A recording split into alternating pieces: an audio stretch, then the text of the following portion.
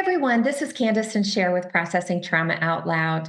Sher, we have a special guest with us today who I'm just going to jump right in and have her introduce herself. We are super excited about having a friend with us today who we highly respect, who is very knowledgeable in the topic that we're going to be discussing.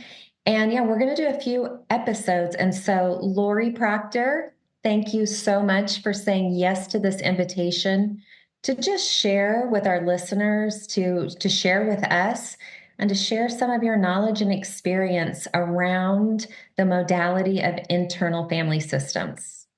Thank you, Laurie. Thank you. It's so good to be here with both of you. I know you guys know this, but I just adore both of you. You mean so much to me. So to watch what you guys have done and created here, 4 years now. I just heard 4 years of this podcast. So congratulations. And it's just a joy to be here. So yeah, I'm Laurie Proctor. I am a certified story coach that uses the Enneagram, IFS, and narrative trauma therapy. I also am starting to use a new modality called human design. So I am a person that is obsessed with modalities that help us to heal. Like that's my jam. Like give me a modality that like somatic or whatever the modality is. Like if it helps us to be more in that place of what we call in the trauma world ventral vagal, where we feel safe and connected and socially able to like be our full authentic self without shame, without burdens. I am obsessed with that. Like, how do we all, each individually, and then as a collective, transform into that highest, wisest place that is ours? Yeah. And in IFS, we call that self energy. We all have it. Not one person is without it. Like, I just find that amazing. Yeah, the word that comes to me when I think of you is just very well-rounded. Um, Being able to integrate different modalities, not only in your own life, but as you're working with your clients, being able to offer these different modalities and just see what clicks for them. And so today we're really just going to look at kind of the foundation or the basics of internal family systems or IFS. And so, Laurie, in IFS, we have a part of us that's called the exile. And do you feel like that would be a good place to start? And if so, and you feel like you want to even maybe some of your story about what happened when you started to see that you had an exile. Yeah. So to start, like just the framework of internal family systems, I just kind of want to give a broad overview. So it's an evidence-based modality of psychotherapy that was discovered. It kind of was developing. Dr. Richard Schwartz, he was the one that kind of developed this. He was a family and marriage counselor, and he was noticing in his patients as he was working with them that there was this self energy that's evident in even the most traumatized person. And then he noticed that there was these parts of us that held like how we survive, how we cope, how we manage, and those are our protective parts. And the protective parts manage in one of two ways. They're the managers that get everyday life done. So that's what we'd call our personality, right? But then we also have these firefighter parts that prevent us, like put the fire out of pain. So our protectors are kind of in two categories, managing or firefighting. And the managers are like the everyday, got to get it done, got to make the donuts, that kind of thing. And then the firefighters are, if the pain's too much, they will come and shut it down through numbing, disassociation, doing things that will just help soothe our system, food, alcohol, like you name it, sex, drugs, TV, shopping, gambling. Firefighters tend to want to put the fire out of the pain. Well, the one in our system that holds the pain is the exiles. And we could have one exile, we could have hundreds of exiles. It really, every system kind of is their own family. That's why it's called internal family systems. So for me, I remember distinctly having an exile come into being because I was old enough. And we have these exiles kind of happen all through our childhood. But I remember this one in particular. I was with my father, my parents were separated. And I still could remember this little 12-year-old girl, me, had so much hope that, okay, when my dad was living with us, he completely ignored me, neglected me. But now that he's away, maybe now he will see me. Maybe now he'll love me. Maybe now he'll find value in me. So there was this really hopeful, like, do you hear the innocence? Like, there's just Yeah. this beauty and innocence in me that, was kind of coming forward. And I didn't even know it. It's just me being me. And there's a lot to the story, but he had taken me to see a totally inappropriate R-rated movie, and I was 12. I don't even know if I was quite 12. I was almost 12, I think. And it was intense for my body, for my little girl personhood to take in. And so we got back to his bachelor pad, his apartment, and I was so full of arousal energy, right? That like this movie was sexual and it was intense and violent. And I didn't know where to put it or how to talk about it, but it was about dancing. It was Saturday Night Fever. I don't know if you guys remember that movie from the 70s. Well, I thought it was the best, but it was violent. And there was a lot in it that my brain couldn't comprehend. And my dad was not someone to talk about it. So I just got up and I started dancing and like just expressing myself. Well, now I could tell you that story through my dad's eyes. It hit his shame. But in his shame of watching his daughter kind of dancing sexually that he did, he was the one that took me to the movie. He just shut me down. Like he told me to sit the F down, like what was wrong with me. Like, and the shame in that moment, like I can still feel it. Like my fingers are starting to tingle and I start to feel like my heart palpitating. Like the shame that something was wrong with me and especially my body because I was moving it, I was dancing. Um, but the exile that came out of that, and I sat down and I was trying to withhold the tears, but that exile basically was like, you're too damn much. Like it was in that moment. And then a vow came with it. And this is the vow of one of my protective parts, one of my managing parts that said, I will never do that again. I will never be like that again, which was what? Free in my body that was dancing and wanted my dad to like notice me and say, wow, what a good dancer. You really know how to do those moves. But he saw a sexualized 12-year-old and Mhm. he, in his shame, shut it down. But that shame became mine. Like I am fundamentally flawed. So that story, even though it was, and I don't know if your listeners watch or if they just listen, but I'm holding like a very small piece. It's a very small piece of my trauma, but it was significant because the exile was really born there, or if not born there, got bigger there. Mm. And my exile being, I'm too much. I am too much. I am, and the too much is not good. And it needs to be told to sit the F down and to go away and to be small. So I really held that exile.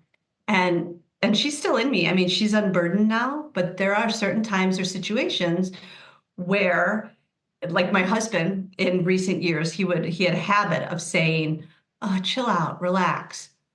And that exile, like, felt it. It felt like, sit down, you're too much. And so I had a protector. So here now we're in the manager protector part. And this protector, she's fierce. She's fierce because she's like, no one will tell me to sit the F down ever again. And so that's my protector. Like, don't tell me to sit down. And then she gets fierce and feisty. So that's one of my protectors and one of my exiles. And I see you guys both nodding. I'm wondering if you're even connecting to some of your own exiles and protectors of how they go about protecting. Mm. So the whole theory of IFS is that we are not of just one mind, that we have these different parts of us that because trauma fragments our personalities. So it literally goes into these different parts, these protective parts, these parts that hold the pain, and these parts that try to hide and soothe the pain. So that's really kind of the modality. And the way then as a practitioner, we help people in this modality is through witness. Tell me the story. What happened there? And each part is going to have their kind of slant or their viewpoint of how they interpret the story. Um, but and those are our protectors and managers, but then the exile is the one holding the pain and the shame and the trauma of the story. It's literally the parts of us that are burdened with the pain, that need to grieve, that need to rage or to go in that you that you guys always talk about, right? The pain of that you, to really let that pain out. Because that little part of us is holding the pain. Like that burden that my dad created in me through his shame, is a burden I've had to live with. And it's lifted, but there's still vulnerability there. Like, even though I feel that exile is free, like if something very similar, like I said, if my husband or someone, tells me to chill out or calm down, or, you're being kind of loud, like I feel that exile, feel that pain, even though it's unburdened. She's like, oh, I know that pain. I felt that before. I don't want that again. So there's still a vulnerability there for me. That's part of my story. And I had other exiles too. I had an exile. So that was my too much exile. I also have a you're not enough exile. It's kind of like two sides of the same coin. But an exile that was like, you suck. You don't have what it takes. And I have story after story after story in my trauma history that kind of strengthened that exile's burden of, you're not making the cut. You're not good enough to even be at the table. So those are kind of the two exiles that I've had to contend with in my life. So I'm just wondering, like, I'm just looking at your faces, and I want to hear from you guys, like, what's coming up for you guys, even as I talk about the exiles and the protectors and the managers. Does it make sense to you guys? I mean, I know you guys do this work every day. Yeah, and IFS has been, huge for me, as you know, Laurie, because we've worked together. And I think when I think about why IFS is important, it's because we long for freedom, we long for wholeness, we long for to not be stuck in the patterns that seem like we're stuck in that cause us struggle in our lives over and over and over. And that's what you're talking about here. It's like the ways that your protector shows up causes you to struggle, causes relational tension, causes all these things that we try to break free from, but if we don't understand the system that is at work, kind of beneath the waterline, Yeah. we can't make the changes that we want to make to live the life that we really want to live and that we were really made to live. And so that's, so I go back all the time to like, I want to do this hard work. It's not easy work, but it's good work, but it's unearthing our exiles and understanding our protectors. Like the light bulbs begin to go on. So yes, as you're talking about your exile and your protectors, for sure, I have several exiles that I have become aware of, and I'm going to say this. I wasn't planning to say this, and I'm not going to tell the story, but I actually just worked with a new part this morning, Laurie. Ooh, do tell. Yeah, I'm not going to tell actually, but I want to say it for the sake of the work is ongoing. Like I've done a lot of work with my parts and I have great understanding, but I have had a part that has been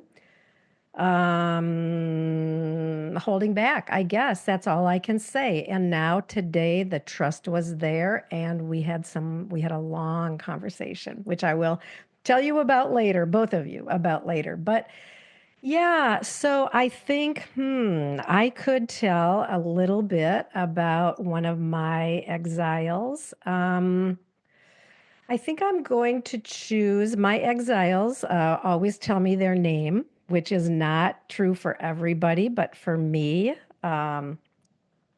And can I say something about that? Yeah. Like, because that is a big piece of IFS is naming or letting our parts name themselves. Yep. And it's because of exactly the beauty of what you just said, Cher. Like the more, like these are real, full parts of us. They have emotions, feelings, beliefs, thoughts, and they need dignity. Yeah. And there's something about names Mm. and naming that there's a dignity to a name. Yeah. And so I love that your parts name themselves. Like they tell you Yeah. because there is trust. Mm-hmm. Like even this new part that just came forward, this part probably didn't have trust in your self energy until now Right. I because love it that, takes Laurie. I what? love that you just said dignity. There's something, yeah. So, and share, you're going to share next, but like, um, so the dignity piece, because our exiles think what's wrong with me Mm-hmm. instead of what happened to me. Mm-hmm. Right. That's where the dignity can come in for that exile. Oh no, who you truly are, who you were designed to be, Mm-hmm. Right. um, was injured through the trauma. So Right. thank That's right. you for saying that. Yeah. And so the part that I'm thinking about is JoJo, my playful part. And I actually shared a story, really the story of the birthing of this fragmented part early on in our podcasting. I would say it's probably in the 20 something episode. I can't remember, but where I read the story of me just having a great day and running to the field to get the tractor and coming back in and my dad coming into the driving the tractor into the yard, and I'm like 8 years old, and my dad coming out and just being violent with me, and to the point that I fragmented. And this part was had the sense of play is not safe, and bad things are going to happen when I'm having the best day ever. And oh, there was something I really wanted to say. Dignity, like a complete loss of dignity in that story. And that caused me to really feel like I brought up protector parts then to make sure that I never messed up again. And I remember, Laurie, particularly that as we have visited that story many times, actually through the 5 years that I have worked with you as my coach, but that you have asked me the question over and over, what do you think you did wrong? And I remember my answer would be the same every time. I don't know what I did wrong, but I did something wrong, and my story, the story that I told myself was I did something wrong.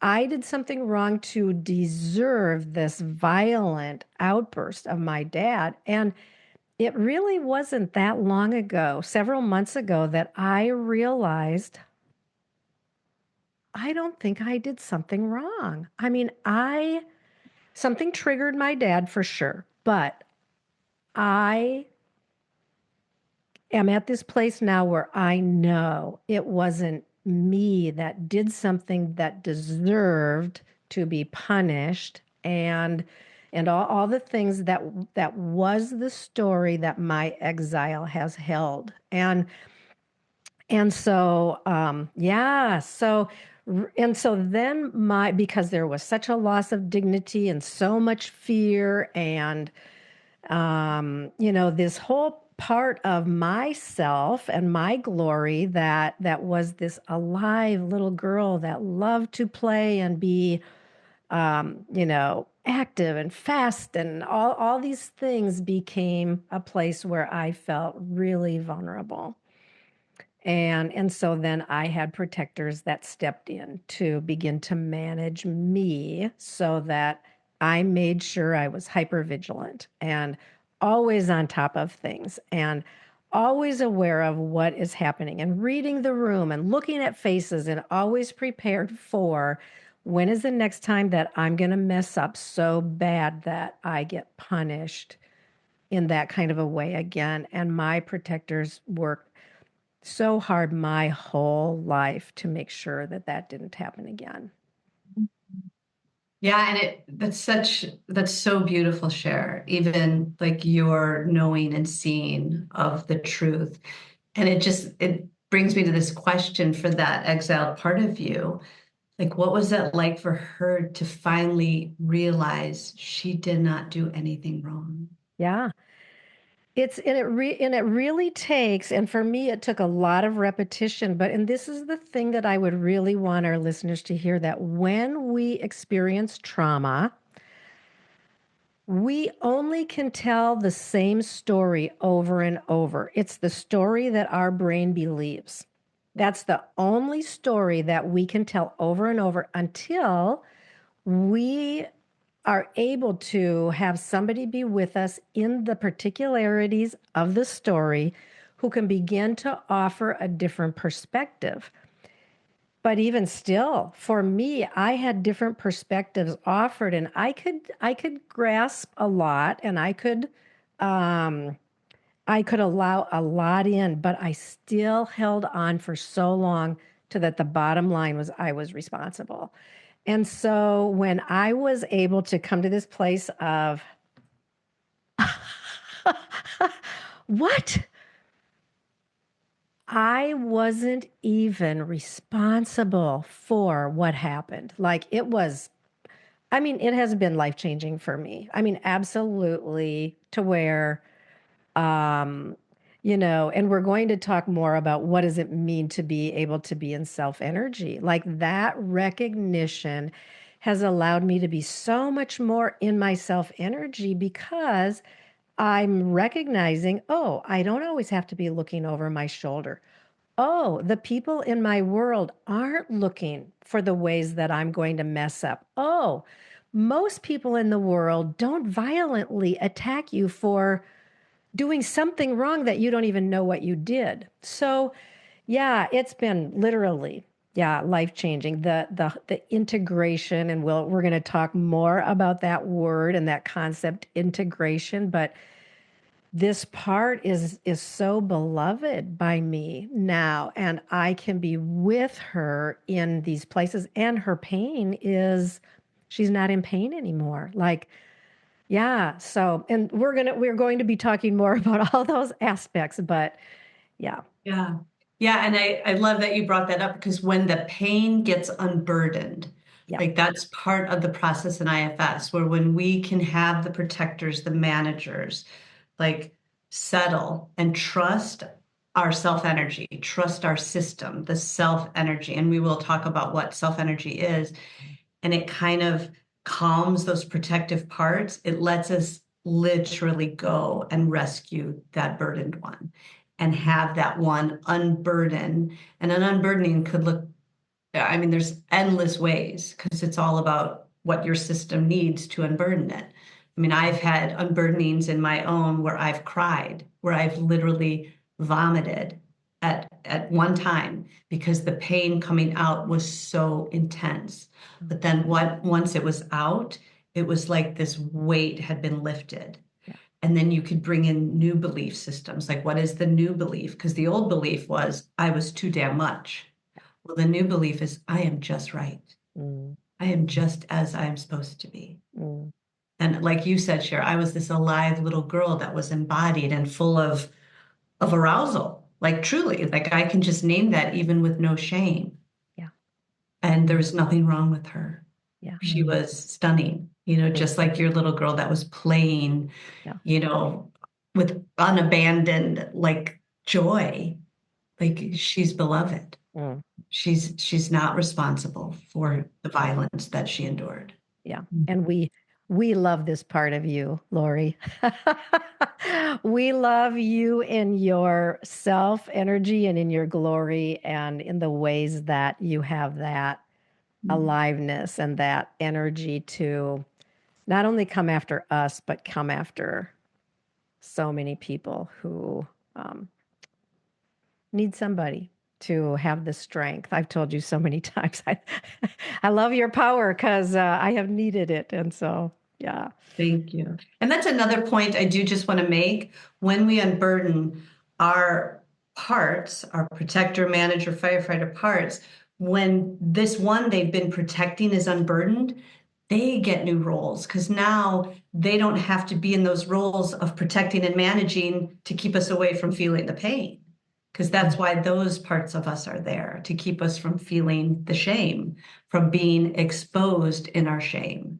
Yeah. Because there's no emotion that's more painful than shame and humiliation. It's the most painful experience. Like it hurts. Like anyone that's known what shame is like. And any of us doing this work knows what shame's like. That's why we're doing the work, because we don't want to be in that type of pain anymore. Mm-hmm. Yeah. Yeah. So then these roles, like I had this protector role that was powerful, and like yours, Kandace, we know a bit about your parts too. Like I had that FU part, like she was strong and fierce because she was protecting the one in me that was too damn much. Well, she would tell my dad F off. After that, all she wanted was love from him. After that though, that protective part of me literally said no more. I am done with my father. And I didn't, if I wasn't telling him F off, I was just not speaking to him. And I didn't for like 8 years. That's how strong my protective part was. Like, oh, really? You're going to call me too much and tell me to sit down? I will not talk to you again. So this part in me, it was powerful, but it kept me from relationship. It kept me from and my dad in his own trauma didn't come after me. He didn't say, "Hey, what's going on? Why are you not talking to me?" Mm. He just didn't talk to me back. Yeah. And I think we discover like that, okay, so we can actually, there's a difference between F off, right? We can actually have a posture of softness and set a boundary. Like we don't have to choose being porous to let anyone do or say anything to have access to us, nor do we have to be in that FU part with the wall that wouldn't even matter if you're sorry, you're not getting close to me. Yeah. And I think that's been, just relating to you, Laurie, that as I've been burdened that part, I still get to set boundaries. That's right. Right. Yeah. That's right. Well, and we're going to talk about the protector parts more in our next episode. And we've already opened the door where we've talked about the exile. We've talked about how the exile comes forth through trauma. We've laid the foundation for how our protector parts step up. But in the next episode, we really want to go much deeper into what is it like to have a protector part or parts, and how do they show up? How do they look? We really want to give our listeners pictures of what do these protector parts look like? Because the truth is, everyone has experienced trauma and everyone has parts. Like we really believe that. and um, and so we will be back for part 2 of this series, this 3-part series on IFS with Laurie Proctor. I also do want to say, Laurie, what is your website? Oh, thank you for asking. It's www.sowthat.com. And so is spelled SOW and then THAT. So it's www.sowthat.com. And the name So That is because my business partner and I, when we were doing our inner healing and all this, we'd be like, why are we doing this? This is so hard. This inner work is so hard. But we're doing it so that we can be free, that we can come unburdened into the world with our gifts and our calling. And we would kept saying, oh, yeah, so that we can do that. So we just named our company So That. Yeah. Love that. Which Thank you I so love. much, Laurie. Thank you, guys. I'll see you next time. Yeah. Love you both so much. Love you.